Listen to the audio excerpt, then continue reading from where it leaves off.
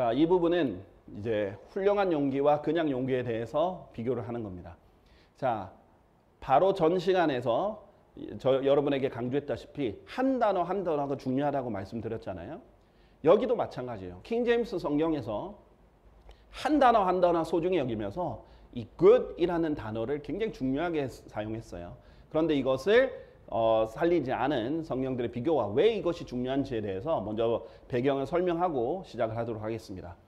자, 성경은요, 어떤 번역 기법을 취할 것인가가 아주 중요합니다. 직역을 취할 것이냐, 아니면 의역을 할 것이냐, 이것이 아주 중요한 거예요. 저도 예전에 번역을 업으로 한때 삼았던 사람입니다. 부드럽게 그냥 매끄럽게만 번역한다면 얼마든지 할 수 있어요. 얼마든지 뭐 부드럽게 매끄럽게 번역은 얼마든지 할 수 있고요. 또 그거는 사람들 주관에 따라서 얼마든지 이 사람은 매끄럽게 느끼고 이 사람은 매끄럽지 않게 느낄 수 있지만, 그럼에도 불구하고 일반적으로 사람들 볼 때 매끄럽게 번역하는 것은 쉬운 일이에요. 어떤 일에서 쉬운 일이냐?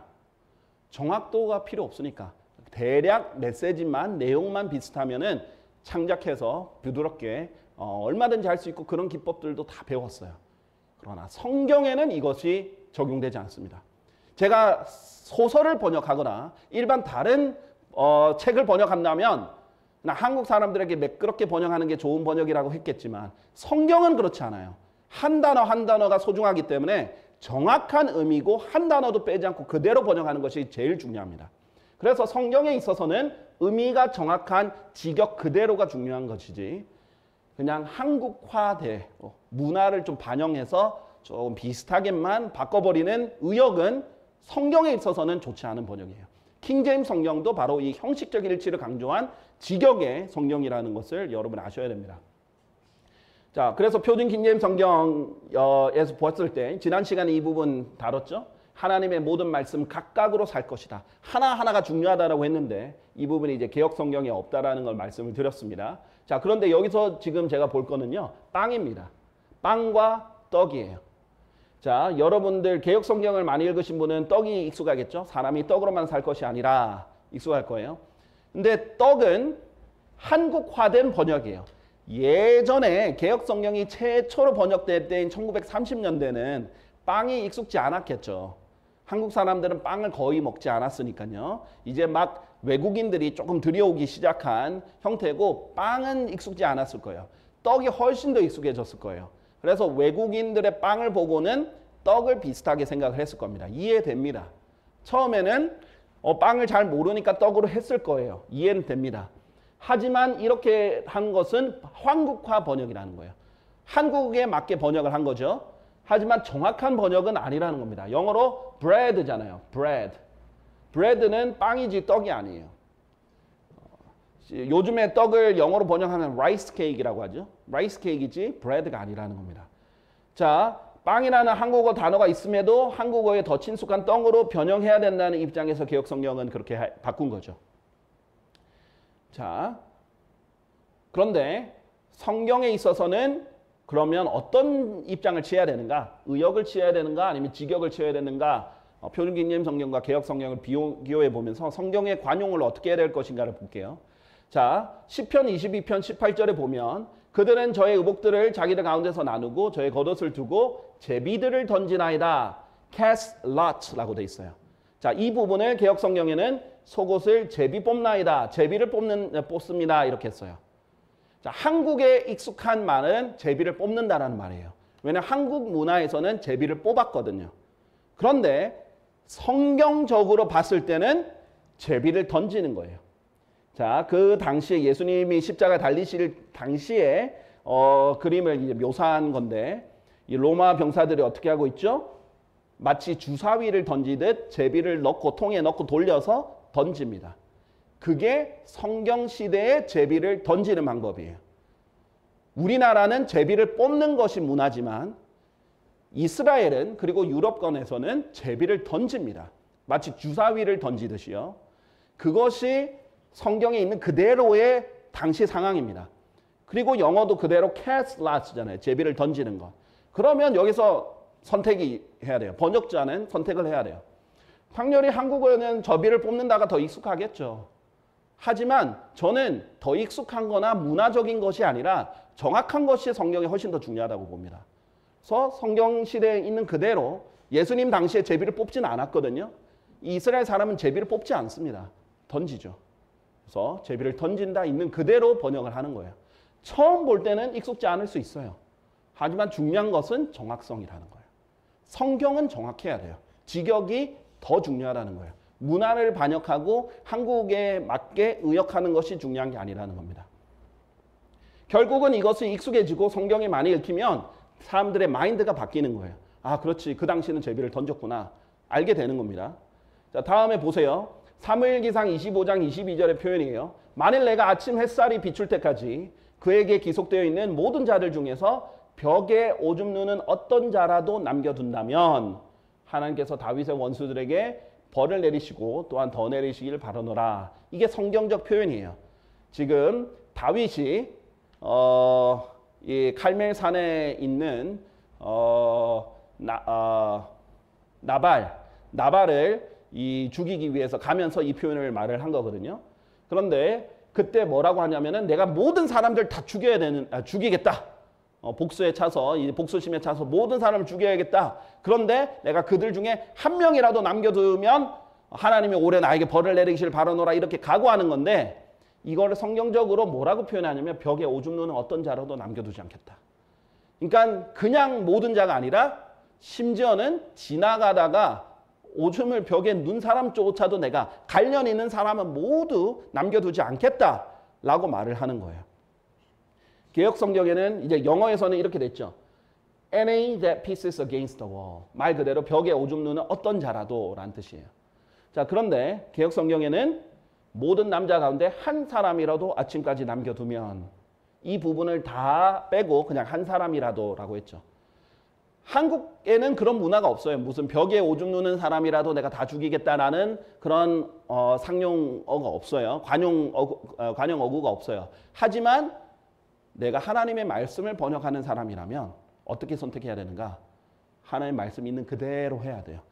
이스라엘의 문화 그대로, 이스라엘에서 실제로 했던 그대로, 다윗이 말한 그대로 한 단어도 빼지 않고 그대로 해야 됩니다. 이것은 소설책이 아니니까요. 그래서 개역 성경은 당시 문화를 엿볼 수 있는 표현들을 그냥 한국식으로 해서 그냥 한 사람 이렇게 했고요. 여기는 문화까지도 그대로 살린 이 표현으로 그대로 한 거예요. 이게 직역이고 이게 의역입니다. 어떤 것을 해야 되는가? 당연히 성경은 한 단어도 빼지 않고 직역해야 돼요. 자, 사사기 3장 24절 보시면요. 그런데 보라, 그들이 적견실의 문들이 잠긴 것을 보았을 때 에훗과 관련된 말이죠. 그들이 말하기를 그는 분명히 그의 여름용 영접실 안에서 자기 두 발을 덮으시는도다 하였더라. 지금 왕이 모압 왕이 이렇게 들어가 있는데 아무리 지나도 사람이 안 나오는 거예요. 그러니까 이제 신하들이 종들이 그러면 왕이 자기 두 발을 덮으시는구나 이렇게 표현을 해요. 자, 그런데 이 표현을 개역 성경에도 다행히 그대로 그의 발을 가리우신다라고 했어요. 근데 이제 주석에는 뭐라고 하냐면 용변을 보신다라고 각주를 달아놨죠. 자, 자기 발을 덮는다라는 표현은요, 뭐 용변을 본다라는 표현도 될 수 있고 사실은 다른 의미도 될 수 있어요. 그런데 만약에 개역 성경에서 이거를 용변을 보신다라고 했으면 어떻게 됐느냐? 틀리게 돼버립니다. 성경은 성경으로 해석해야 되거든요. 발을 덮는다라는 표현은요, 다른 부분에서도 나옵니다. 예를 들면 룻기 3장 4절을 한번 보세요. 룻기 3장 4절에 보면 그리하면 그가 들어놓을 때 룻기에서 룻 말고 또 나오는 남자가 있죠. 누구죠? 보아스가 나오죠. 이 보아스가 나오는데 보아스가 누울 때 이러한 일이 있으리니 그가 누울 곳을 내가 알아두었다가 너는 안으로 들어가서 그의 두 발을 덮은 것을 들추고 너의 몸을 누일지니라 라고 했어요. 지금 나오미가 룻에게 자, 보아스가 자고 있을 때 잠깐 그 발치에서 덮은 것을 들추고 그 옆에 누워라. 이렇게 알려주는 장면이에요. 자, 그런데 지금 이 두 발을 덮은 것은 말 그대로 잠자고 있는 것을 말해요. 지금 문맥에서도 분명히 나오거든요. 보아스가 자고 있을 때 발에 덮은 것을 열고 그 다음에 거기서 너도 덮어라 이렇게 하는 말이거든요. 물론 어떤 관계도 가지진 않았어요. 자, 이 말을 만약에 아까 개역 성경처럼 용변을 본다라고 하면 어떻게 되겠습니까? 나오미가 룻에게 보아스가 용변을 볼 때 거기에 너도 들어가라 이렇게가 돼버리잖아요. 사적인 의역이 들어가면 안 된다는 거예요. 성경은 성경으로 해석하는 겁니다. 여기에는 잔다라는 거예요. 왜 이렇게 오래 왕이 안 나오시지? 자고 계신가 보다. 이렇게 해석해야지. 히브리어에 용변을 본다, 잔다라는 두 가지 의미가 다 있어요. 발을 가리운다. 근데 자기들이 임의로 판단해서 용변을 보신다라고 바꿔버리면 안 된다는 거예요. 성경적으로 보면 잔다라는 의미예요. 성경에서도 나오잖아요. 다른 부분에서도. 자, 그런 특징이 있습니다. 그래서 우리는 성경의 표현을 그대로 살리는 거예요. 그럼 성경이 성경을 해석해 줄 거예요. 이것과 함께 그런 것도 있죠. 성경에서는 여자가 남자와 관계를 가지는 것을 여자가 남자를 알았다. 또는 남자가 그 여자를 알았다라는 표현을 쓰거든요. 성경에서 그 표현 그대로 씁니다. 개역 성경도 그 표현을 그대로 써요. 그게 성경에서 말하는 성관계를 좀 이렇게 좀 더 풀어서 좀 쉽게 풀어서 설명하는 장면이에요. 그럼 그것은 성경에서 성관계를 그렇게 보고 있다라는 진리를 그대로 표현하는 겁니다. 그리고 성경을 읽으면 누구나 알 수 있게 되고요. 그래서 우리는 직역으로 그 표현 그대로 해야 된다라는 것입니다. 자, 그래서 문화가 다르다고 성경의 내용을 한국화한다면 의역이죠. 성경의 정확성이 손상을 입을 수 있어요. 그래서 표준 킹제임스 성경 기준은 한국어로 옮기되 의미를 정확하게 그대로 옮기는 것에 중점이고 제1번입니다. 의미가 정확해야 돼요. 그것이 1번입니다. 자, 그래서 이와 관련해서 굿과 관련된 아주 훌륭한 교훈이 있어요. 그 부분에 대해서 좀 설명을 드리도록 하겠습니다. 자, 누가복음이 아니죠. 이 구절은 제대로 안 됐는데 여호수아 1장 9절입니다. 죄송합니다. 여호수아 1장 9절에 보면 내가 너에게 명령하지 아니하느냐 강건하고 훌륭한 용기를 내라. 너는 무서워하지 말고 좌절하지 말라. 이는 내가 어디로 가든지 주 너의 하나님께서 너와 함께 하시기 때문이라 했어요. 강건하고 훌륭한 용기를 내라 라고 했어요. 영어로 뭐죠? Be strong and of a good courage. 킹 제임스 성경에서 일부러 be of a good courage 대신 be of courage 할 수 있는데 일부러 be of a good courage 그것을 강조를 했습니다. 무슨 말이냐? 그냥 용기를 내라는 게 아니라 훌륭한 용기를 내라는 거예요. 자, 그것의 의미에는요. 선하다라는 의미도 있고 잘해야 된다는 의미도 있는데 좋다 또는 훌륭하다로 번역하면 이 두 개를 다 취할 수 있어요. 좋다 또는 훌륭하다라는 말은 선하다는 말과 잘해야 된다라는 말이 함께 있는 말이거든요. 그래서 훌륭한 용기를 내라 그러면 선한 용기도 내고 용기를 잘 내라는 말의 의미를 강조하는 표현이에요. 자, 그런데 개역 성경은 어떻게 돼 있죠? 강하고 담대하라. 담대하라 용기를 내라 이런 말이죠. 그런데 훌륭한 굿의 의미가 없죠. 왜 그러냐? 가톨릭 사분들에서는 굿이 다 빠져 있기 때문이에요. 그냥 brave예요. 자, 이것이 성경의 결정적인 차이입니다. 다 한 단어도 소리 영이면 안 돼요. 우리는요. 그냥 용기 내는 게 아니에요. 만용도 용기라고 볼 수 있습니다.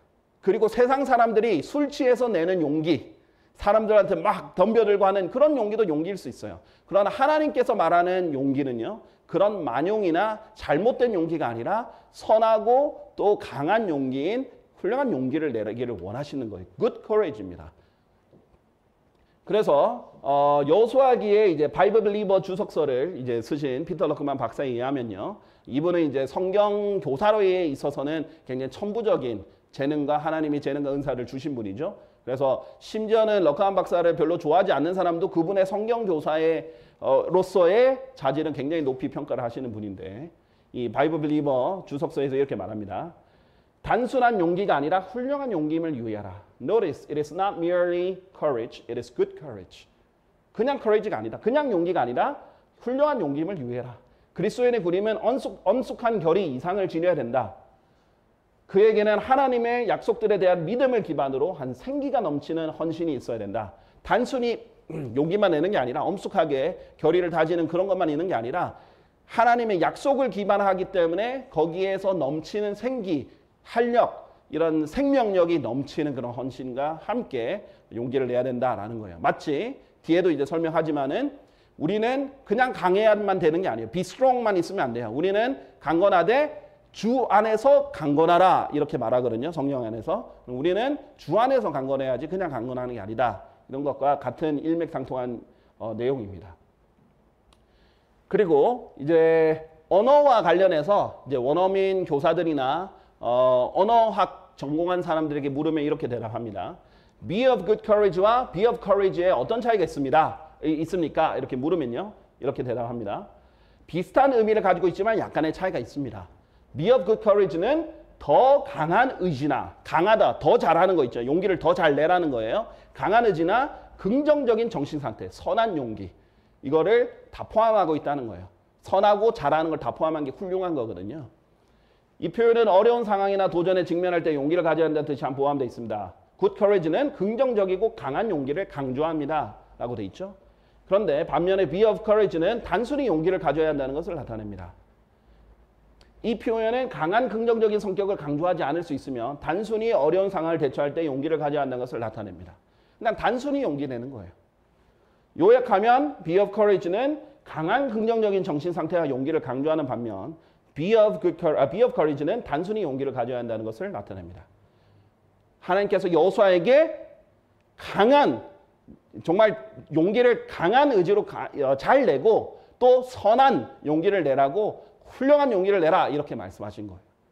그냥 단순한 용기가 아니에요. 그냥 술 마셨을 때 나는 만용이나 용기 그 정도가 아니에요. 정말 하나님 안에서 선하고 강한 용기를 내라는 겁니다. 이런 것 하나하나 다 차이가 있겠죠. 그래서 good과 관련된 중요한 관용구들이 있어요. Be of good courage 여러 번 등용하죠. The fight the good fight of faith 믿음의 훌륭한 싸움을 싸우라. 그런데 이 부분은요. 개역 성경도 믿음의 선한 싸움을 싸우라고 했어요. 자, 이 부분은 참 신기해요. 여기서는 굿을 살렸어요. 선한 싸움을 싸우라. 그런데 선한 싸움을 싸우라 했을 때는 안타까운 게 뭐예요? 훌륭한 싸움을 싸우라 했을 때는 잘 싸워라 라는 말도 되거든요. 자, 너희가 하나님의 군인이니까 잘 싸워. 열심히 싸워. 이 말도 포함되어 있는 게 굿 파이트예요. 훌륭한 싸움을 하라 그러면은 선한 싸움도 싸우되 잘 싸워라는 말을 다 포함하는 내용입니다. 자, 그리고 be of good cheer. 좋은 기운을 내라. 선하고 기운을 잘 내라. 선한 기운을 내되 잘 내라. 이런 뜻이죠. 근데 안심하라. 굿이 없죠. 그리고 be of good comfort. 훌륭한 위로를 받으라. 네, 위로를 받으라. 이 굿의 의미가 없죠. 이런 부분들 안타까운 부분이에요. 자, 처음에도 만약에 개역 성경이 믿음의 선한 싸움을 싸우라 안 했으면 믿음의 싸움을 싸우라라고 했겠죠. 그러면 제가 믿음의 훌륭한 싸움을 싸우라 했을 때 어색했을 수도 있어요, 여러분이. 그러니까 지금 이것은 우리나라에서 최초로 번역된 굿이 정확하게 번역된 번역들이거든요. 이거 굿까지도 하나도 빼지 않았어요. 그 의미를 그대로 살리려고 노력을 한 겁니다. 자, 그런데 처음에는 당연히 처음 봤으니까 생소할 수는 있어도 결코 어려운 표현은 아닙니다.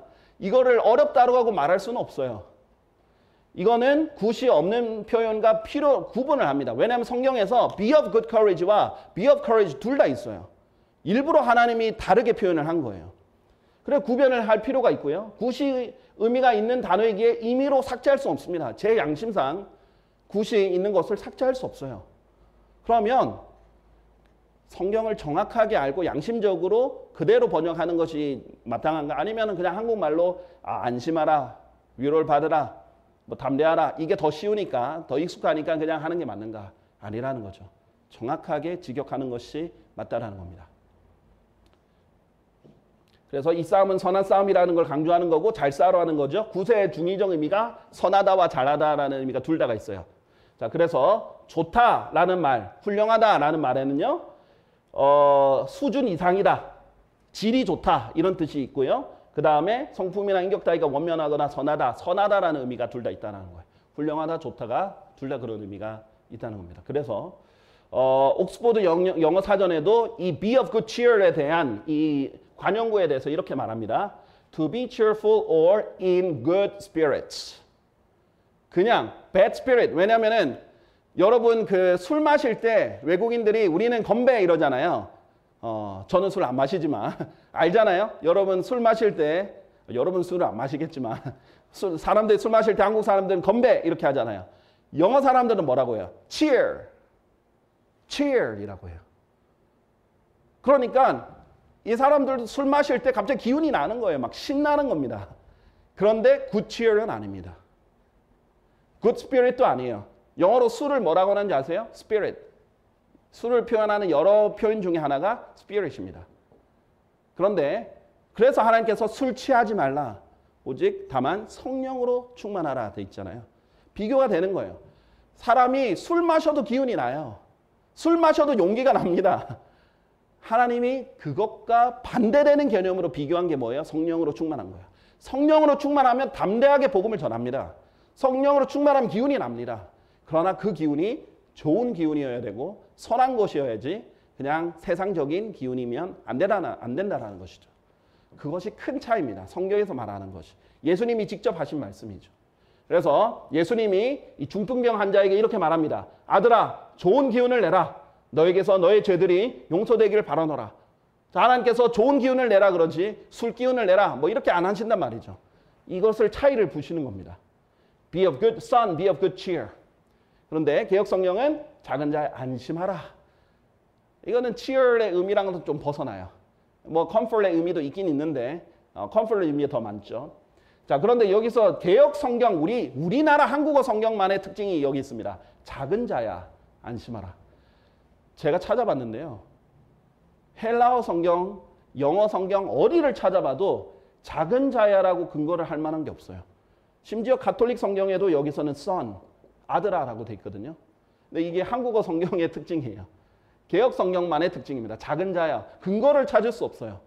근데 예수님이 하나님이니까 가능한 거거든요. 예수님 지금 30살밖에 안 된 젊은 청년이에요. 그런데 그 나이가 든 사람한테 아들아 이렇게 말하는 거거든요. 예수님이 신성을 지녔다는 표현이에요. 그런데 왜 작은 자야라고 했는지 이거는 미스테리예요. 왜 이렇게 했는지. 아무래도 예수님이 30살밖에 안 됐는데 아들아 하니까 이상하다고 느끼셨었는지 그거는 모르겠어요. 이건 한국 성경에만 있는 오역입니다. 자, 어쨌든 이런 부분들 가톨릭의 특징이다 이거예요. good을 빼버리는 거. 그거 아세요? 예수님이 이랬어요. 하나님만 선하시니라. God is good. 하나님만 선하시다. 그러니까 이 선한다는 good의 단어가 많이 빠져 있다는 것을 성경에서 이제 볼 수 있겠죠. 자, 결론적으로 이렇게 말씀드립니다. 성경의 관용어 번역은요. 직역이 우선순위다. 의미가 정확한 번역이 먼저지 한국화된 번역이 좀 더 익숙하고 그냥 잘 이해할 수 있는 쉬운 번역이 먼저가 아니라는 거예요. 지금도 미국 사람이 영어 킹제임스 성경을 일부 반대하는 사람이 이렇게 말합니다. 아, 영어 킹제임스 성경 너무 어려워. 고체로 돼 있어. 그것은 핑계가 되지 못합니다. 제일 중요한 것은 정확하다. 킹제임스 성경이 정확한 성경이야. 그래서 봐야 돼. 그래서 믿어야 돼. 라고 하는 것이 더 중요한 의미라는 것을 여러분에게 알려드립니다. 감사합니다.